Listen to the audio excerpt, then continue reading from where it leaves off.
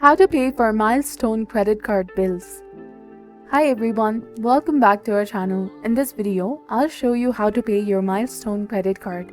So there are several ways to make a payment, but the easiest is online. To start, open any web browser and search for Milestone credit card in the search bar.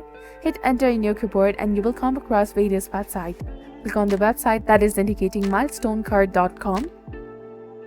And once you're on the site, log into your account by clicking on the Get Started button.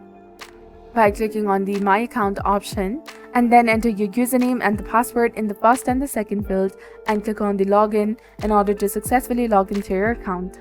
Find the Make a Payment section, choose the payment amount and select your payment source, which can be either your checking or the savings account, and follow the on-screen instructions to complete your payment.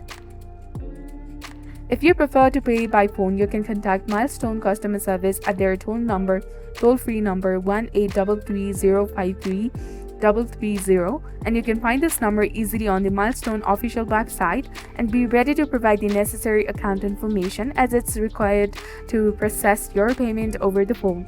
So you can also use the Milestone mobile app to make your payment. And if you found this information helpful, please like the video and subscribe for more content like this. Thank you for watching. See you in the next one.